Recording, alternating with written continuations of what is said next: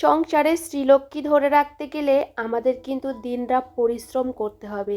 দেখবে সংসারে যদি পরিশ্রম না করি আমরা কিন্তু কখনোই কিছু করতে পারবো না। সেজন্য আমি কিন্তু সকাল সকাল ঘুম থেকে উঠে নিজের সংসারের দিকে অনেকটা পরিমাণে ধ্যান রাখি। তাতে কি বলতো, আমার সংসারটা না অনেকটা পজিটিভিটিও আসে, আমার সংসারের জন্য অনেকটা পরিমাণে ভালো। তো সবসময় চেষ্টা করি সংসারটাকে কিভাবে ভালো রাখা যায় আর কি করলে সংসারটা অনেকটা পরিমাণে ভালো থাকবে। Hello everyone, good morning. আশা করছি যে যেখানে আছো অনেক ভালো আছো আর সুস্থ আছো। আমার ছোট্ট একটা ফ্যামিলিতেই তোমাদের সকলকে জানাই অনেক অনেক ভালোবাসা। আজকের দিনটা ছিল বৃহস্পতিবার আর এখন কিন্তু ফোনের 7টা মতো বাজে। তবে চলো তোমাদেরকে সাথে নিয়ে ব্লগটা এখন থেকে শুরু করছি। আশা রাখছি ব্লগটা তোমাদের ভীষণ ভালো লাগবে। তবে জানো তো, আজকে কিন্তু ঘুম থেকে উঠেছি একদমই ভোরবেলা। ঘুম থেকে ভোরবেলা যদি না উঠি, সকালের পুজো তারপরে রান্নাবান্না সমস্তটা একা হাতে কমপ্লিট করতে অনেকটা সময় লেগে যায়। আর দেখবে একটু তাড়াতাড়ি করে ঘুম থেকে উঠলে কি বলো তো, সমস্ত কাজ কিন্তু আমরা সংসারের পরিপাটি করে গুছিয়ে করতে পারি। আর যে কোনো কাজ যদি একটু আস্তে যদি করি তাহলে কাজটা না ভীষণই সুন্দর হয়। আর পুজো যদি দিই তাহলে সে পুজোটা করতেও না অনেকটা সময় লাগে। তো সবসময় চেষ্টা করি কোনো একটা কাজ যদি করি একটু হাতে সময় নিয়ে করলে বেশ ভালো লাগে। আর আমি কিন্তু সকালে ঘুম থেকে উঠে সমস্ত কাজের সাথে ঘর বারান্দা মোছা পরিষ্কার পরিচ্ছন্ন সমস্তটা করে নিয়েছি। আর এখন ঠাকুরের সমস্ত জিনিসগুলো পরিষ্কার পরিচ্ছন্ন করে এখন কিন্তু ঠাকুর পুজোটাও দিয়ে দিচ্ছিলাম।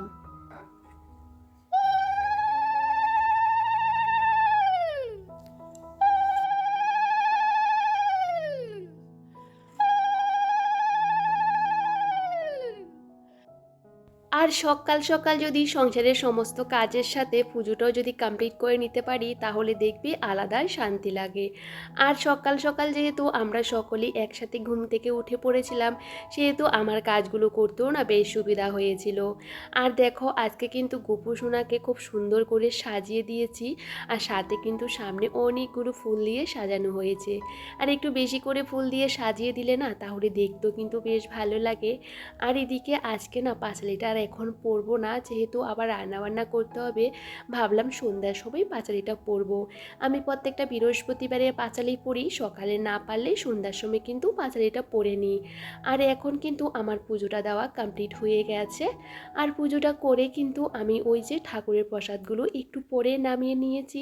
আমার বর কিন্তু আজকে অনেকটা পরিমাণে আমাকে সাহায্য করেছিল, যেহেতু পুজো করতে বেশ খানিকটা সময় লাগে বুঝতেই পারো। এদিকে কিন্তু ডাল সেদ্ধ ও প্রেসার কুকারে করে নিয়েছিল আর বাঁধাকপি আলু একটু সেদ্ধ করে ভাপিয়ে নিয়েছিল। আসলে কি বলো তো, আমি বলেছি আমার যেহেতু পুজো করতে দেরি হচ্ছে তুমি একটু রান্নাবান্নাটা বসিয়ে দাও, তাহলে কি বলো তো কাজগুলো করে নিতেও অনেকটা সুবিধা হয়। এদিকে বরকে একটু ছাতু গুলে দিয়েছি, ভাবলাম আজকে ওই যে রান্না করতে করতে রুটি করে নেব। আজকে না বেশি করে বাঁধাকপিটা রান্না করে নিচ্ছিলাম। আজকে সকালবেলা বাঁধাকপির তরকারি আর রুটি খাওয়া হবে, সেহেতু একবারে রান্না করে নিলে কি বলতো, রুটিও খাওয়া যাবে ভাতের সাথে তরকারিটাও খাওয়া যাবে। মাঝে মধ্যে এরকম চালাকি করে কিন্তু আমি রান্নাবান্নাগুলো করি, তাহলে কি বলতো বেশি একটা ঝামেলা করতে হয় না। আজকে তরকারি করছি শুধু ডাল আর বাঁধাকপির তরকারি। কালকে তরকারি রয়ে গেছে বেশ খানিকটা, সেহেতু না আর অন্য কিছু রান্না করব না। যেহেতু আমাদের সংসারে দুজন মানুষ বুঝতেই পারো, রান্নাবান্না যদি একটু বেশি হয়ে যায় সেহেতু না তরকারিটা থেকে যায়। তো সেহেতু সকালবেলা তো আমরা ভাত খাই না, দুপুরে রাতে খাই, সেই তরকারিগুলো দুপুরে খেয়ে নিই। আর এদিকে আমি কিন্তু রান্না করতে করতে এদিকে রুটিও করে নিয়েছিলাম। আর সকাল সকাল যদি কাজকর্মগুলো শুরু করে দিই তাহলে দেখবে নিজেকে দেওয়ার মতনও অনেকটা সময় পাওয়া যায়। সকালবেলা সবারই কিন্তু কাজের চাপটা অনেকটা পরিমাণে বেশি থাকে, কারণ সবাই বেরোবে, খাওয়া দাওয়া আছে, রান্নাবান্নার সাথে কিন্তু সংসারে অনেক কাজকর্ম থাকে। তখন না একটা তাড়াহুড়োর মধ্যে কিন্তু দিনটা চলে যায়।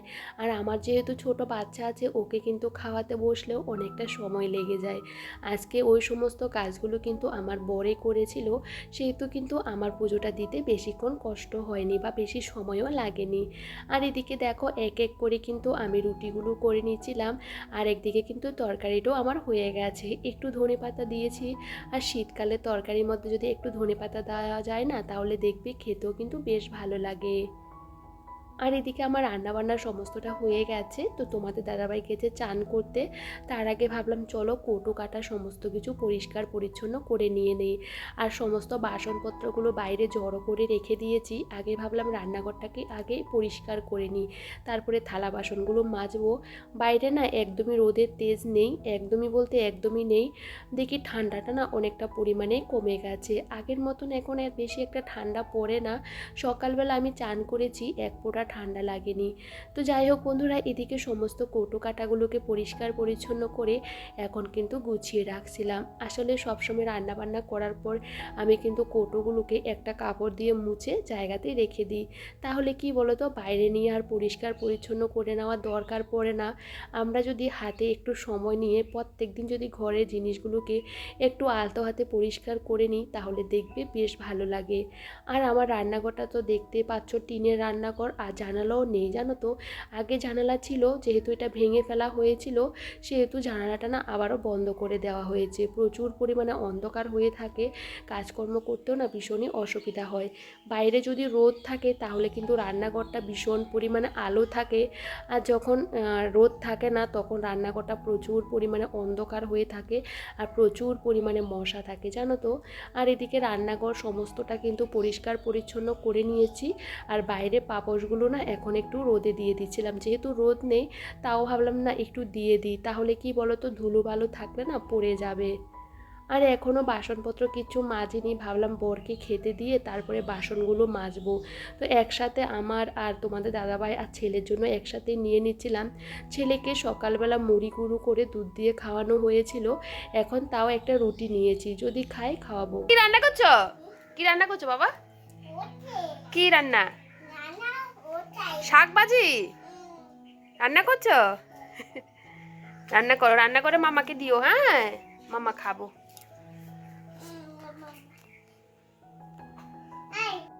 দেখতে পেয়েছিলে বাইরে ছেলে বসে বসে খেলা করছিল। আসলে ওর বাবা যখন বেরিয়ে গেছিলো ও কিন্তু একটু রাস্তাতে ওকে কিন্তু ঘুরিয়ে নিয়ে আসতে হয়, সেহেতু ওর সাথে কিন্তু ওই যে পাশের বাড়ির একটা মেয়ে ও এসেছে, ওর সাথে বসে বসে খেলা করছিল।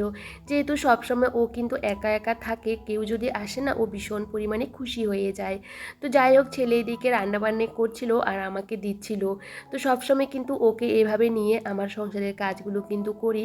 যেহেতু ও বসে না ফোন টোন কিছু দেখতে চায় না, সেহেতু সবসময় খেলাধুলা আর বাইরে একটু খেলাধুলা করে, হাঁটাহাঁটি করে, দুষ্টুমি করে, ওইগুলো করতেও ভীষণই পছন্দ করে। তো এভাবে কিন্তু আমার সংসারের কাজগুলো করি। আসলে বাচ্চাকে নিয়ে বসে থাকলে কাজগুলো কিন্তু আমরা সবসময় সময়ের মধ্যে কমপ্লিট করে নিতে পারি না। তো সবসময় ও যখন খেলা করে ওকে সাথে একটু কথা বলতে, দুষ্টুমি করতে করতে আমার কাজগুলো করি। সকালবেলা বাইরে কিন্তু রোদ উঠেনি, তারপরও না এই সমস্ত জিনিসগুলোকে একটু রোদে দিয়েছিলাম।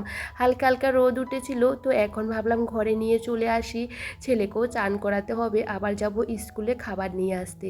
আর এখন কিন্তু ব্ল্যাঙ্কেটগুলো এইভাবে আমি গুছিয়ে রাখি, এখানে দুটো ব্ল্যাঙ্কেট আর দুটো কাঁথা আছে, তাও কিন্তু এইভাবে গুছিয়ে রাখলে কিন্তু দেখতে বেশ ভালো লাগে, মনে হয় না যে এত কিছু এখানে রেখেছি। তো এইভাবে গুছিয়ে রাখলে কি বলো তো, ঘরটাও না দেখতে বেশ ভালো লাগে।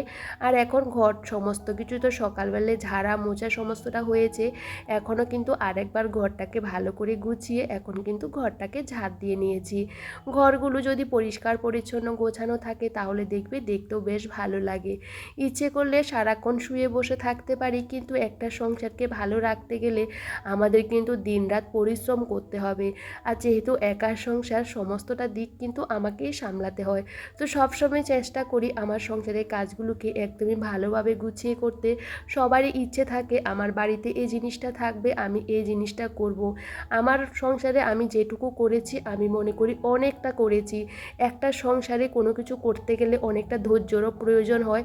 আসলে আমার বিবাহিত জীবনটা তো বেশি দিনের নয়, এখনও 4 বছরও হয়নি, তার মধ্যে আমি যেটুকু করেছি আমি মনে করি অনেকটা। আসলে কি বলতো, একটা ভালো কিছু করতে গেলে অনেকটা ধৈর্য যেমন করতে হয়, তেমন কিন্তু পরিশ্রমও করতে হয়। আর দেখবে ধৈর্য ধরলে জীবনে কিন্তু অনেক কিছুই করা যায়। সব সময় তো সব কিছু ঝটাপট করে নেওয়াও যায় না, কারণ একটা আর্থিক অবস্থার দিক থেকেও কিন্তু খেয়াল রাখতে হয়। আমি কিন্তু সমস্ত ঘরগুলোকে ভালো করে ঝাড় দিয়ে পাপোশগুলো বাইরের থেকে নিয়ে এখন ঘরেও দিয়ে দিয়েছি। আর এদিকে শাড়িটাও চেঞ্জ করে নিয়েছি। শাড়ি পরতে বেশ ভালো লাগে, কিন্তু শাড়ি পরে বাচ্চাকে সামলানো, ছোটাছুটি করা আমার পক্ষে সম্ভব হয় না। সেই জন্য কিন্তু মাঝে মধ্যে শাড়ি পরি। আর এখন যেহেতু বেশি একটা গরমও না বেশি ঠান্ডাও না, শাড়ি পরতে কিন্তু বেশ ভালো লাগে। আর বাড়িতে সরস্বতী পুজো করব, সেহেতু ভাবলাম এই যে লাল সাদা শাড়িটা একটু ধুয়ে কেচে দিই, যেহেতু এটা পরবো। জানি না এই শাড়িটা পরবো কি না, কিন্তু দেখি যদি পরি তাহলে পরবো। ছেলেকে কিন্তু একদমই খাইয়ে দিয়ে ঘুম পাড়িয়ে দিয়েছি। আর প্রচণ্ড গরম লাগছে, বাইরে কিন্তু একদমই রোদ্দুর নেই, প্রচণ্ড হাওয়া দিচ্ছে। প্রচণ্ড হাওয়া বলতে প্রচণ্ড হাওয়া, আর প্রচুর পরিমাণে মশা, সেই জন্য মশারিটা আটকে দিয়েছি। আর বিশ্বাস করো এত গরম লাগছিল, আমি গেছিলাম স্কুলে ছেলেকে ঘুম পাড়িয়ে দিয়ে, কারণ স্কুলের খাবারটা যদি একটার সময় না আনি তাহলে আর পাবো না, সেজন্য গেছিলাম ওকে ঘুম পাড়িয়ে। আর এই মুহূর্তে বেশ খানিকটা সময় কিন্তু পেরিয়ে গেছিলো, ঠাকুর মশাই এসেছিল, এসে এ পর্দটা দিয়ে গেছিলো। যেহেতু সরস্বতী পুজো করব সেই জন্য পর্দা তো দিতেই হবে। তো দেখো এখানে সমস্ত কিছু লিখে দিয়েছিল যে জিনিসগুলো আমার লাগবে। তো যাই হোক সেটা গুছিয়ে রেখে দিয়েছি। আর বাইরে যে শাড়িগুলো কেচে দিয়েছিলাম সেগুলো শুকিয়ে গেছিলো, যেহেতু কোনো হালকা পাতলা বুঝতেই পারো হাওয়াতে শুকিয়ে গেছে।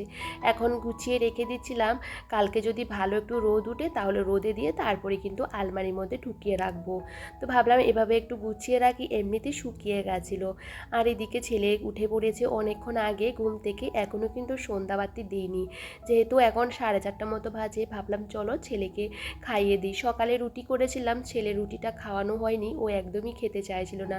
ভাবলাম ঘুম থেকে উঠলে ওকে খাইয়ে দেবো, এখন দুধের সাথে ভিজিয়ে দিয়েছি। তো বন্ধুরা কেউ আমাকে দেখে ভয় টয় পেও না, আমার মুখের অবস্থা ভীষণই খারাপ, মুখটা পুরো দানা দানা লাগছিল একটা একটা সাইডে, তো সেই জন্য পুরোটা মুখের মধ্যে দিয়ে দিয়েছি। সারাদিন না আর কোনো ভিডিও শ্যুটে করিনি বন্ধুরা, পাশের দুটো বাড়িতে মানে অনুষ্ঠান আর কি, প্রচুর পরিমাণে আওয়াজ। তো ভাবলাম চলো এখন একটু কম আছে, দরজা টরজা সমস্ত কিছু বন্ধ করে তোমাদের সাথে কথা বলছি। তো চলো এদিকে 8টা মতো বাজে, এদিকে ভাত বসিয়ে দেবো। তারপর যখন ওটা শুকিয়ে যাবে তখন মুখটা ভালো করে একটু নর্মাল জল দিয়ে ধুয়ে নেব। আসলে কি বলতো, সংসারের কাজের মধ্যেও থাকলে না, যদি নিজের স্কিনটা যদি ঠিকঠাক না থাকে না তখন ভালো লাগে না। তো দেখো স্কিনটা যদি ভালো লাগে হাতটা দিয়ে ধরতেও কিন্তু বেশ ভালো লাগে। আমার স্কিনের মধ্যে না মানে কিছু কিছু জায়গার মধ্যে হাত দিলে একদম দানা দানা লাগছিল, তো সেই জন্য এই যে মাস্কটা দিয়ে দিয়েছি। তো যখন শুকাবে তখন উঠিয়ে নেব। আর এদিকে আজকে কিন্তু বর অনেকটা তাড়াতাড়ি বাড়ি চলে এসেছিল, ছেলেকে কিন্তু খাওয়ানো দাওয়ানো কমপ্লিট হয়ে গেছে। এখনও মুখের যে মাস্কটা দিয়েছি সেটা কিন্তু এখনও শুকায়নি। ভাবলাম চলো ও যেহেতু চলে এসেছে খাওয়া দাওয়াটা সারবো, তার আগে যে সমস্ত জিনিসপত্রগুলো নিয়ে এসেছিলো সেগুলো গুছিয়ে নিই। ওকে বলেছিলাম কুল পেলে আমার জন্য কুল নিয়ে এসো, দেখি মনে করে নিয়ে এসেছিলো। আর ছেলের জন্য ফল আর কিছু কাঁচা সবজি আর মাছ বাজার করেছিল, সেটা কিন্তু এখন গুছিয়ে রেখে দেব। আর আমরা এখনও খাওয়া দাওয়া করিনি, ভাবলাম এটা উঠিয়ে তারপরে খাবো। আর মুখে না প্রচুর পরিমাণে টান ছিল, আসলে কি বলতো তোমাদের তো বললাম প্রচণ্ড পরিমাণে মুখটা দানা দানা লাগছিল নাকে টাকের সাইডগুলোতে। আর এটা যখন উঠাচ্ছিলাম প্রচুর পরিমাণে লাগছিল জানো তো। যাই হোক এরকম কিন্তু কখনোই ব্যথা পাইনি, অনেক দিন পর লাগিয়েছিলাম সে কারণে। আর এখন কিন্তু ভালো করে কিছু কিছু জায়গা শুকায়নি, তাও কিন্তু উঠিয়ে নিয়েছিলাম। তো বন্ধুরা এখন কিন্তু 11:15 বাজে রাত, ছেলে এখনো ঘুমায়নি, তো ভাবলাম চলো ব্লগটা শেষ করে দিই। আর রাতে আমি কিন্তু স্কিন কেয়ার টেয়ার সমস্তটা কমপ্লিট করে নিয়েছি, এখন চুলটা বাঁধবো। তো ভাবলাম চলো বিছানাপত্র সমস্তটা তো আমি আগে থাকতেই করে নিই, এখন একটু আবার ঝেড়ে নেবো, ছেলে যেহেতু প্রচণ্ড দুষ্টুমি করে বুঝতেই পারো, সমস্তটা গুছিয়ে ঘুমিয়ে পড়বো। আর বন্ধুরা আজকে ব্লগটা যদি তোমাদের কোনো অংশে ভালো লেগে থাকে প্লিজ কমেন্ট করে জানাতে ভুলো না। নেক্সট ব্লগে দেখা হচ্ছে, ততক্ষণ তোমরা সকলে খুব ভালো থেকো, সুস্থ থেকো, সবাইকে টাটা।